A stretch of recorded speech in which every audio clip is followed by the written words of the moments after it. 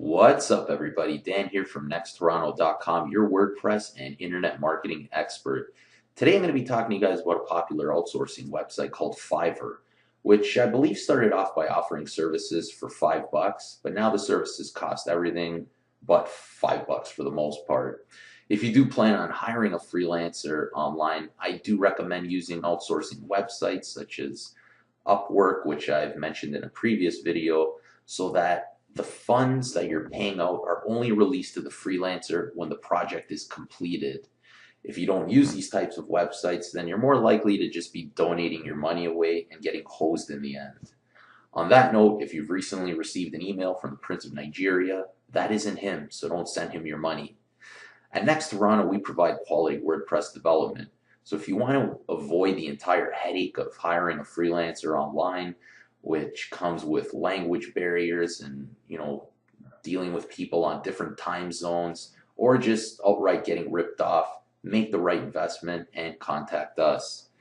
Especially if you're not educated in what you're hiring for, you're more likely to be subject to getting scammed, especially when it comes to SEO, which is such an ambiguous service that most people just don't fully understand and makes people vulnerable to the many snake oil salesmen who offer services such as link building. And the type of results you can expect are more likely to negatively impact your website rankings rather than improve them. Now, I recently hired somebody on Fiverr for press release distribution. So basically, I would write a press release and they would syndicate it to the multiple news websites, or that's usually how that works. In my opinion, press releases do provide value in your link portfolio, since many of these websites that the content is submitted to usually have high domain authority. Domain authority, for those of you who don't know, is a search ranking score developed by a company called Moz, and it predicts how well a website will rank and is calculated by several factors, including backlinks. So having high domain authority websites pointing to your site can also boost your domain authority score, which can, in the end, boost your search engine ranking. Now, typically press release websites have high domain authority, as I've mentioned, so it's not a bad idea to have these links point to your website, especially if you've recently just launched a new website, which is typically when I'll use this service. Now, in the past, I've used reputable press release services that range from a cost of $200 to $400. And I would get about 100 to 200 backlinks from high domain authority news websites.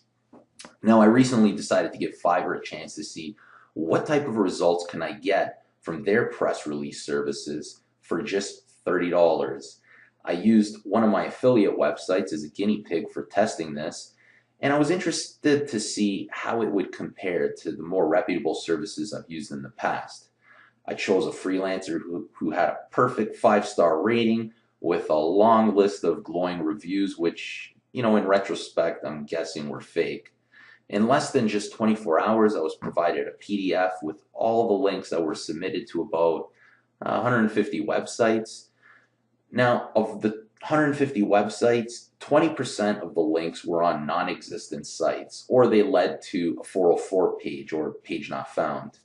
20% of the websites were on these really poorly made websites that were clearly created for this type of service because they looked exactly the same, except having different logos and different domains.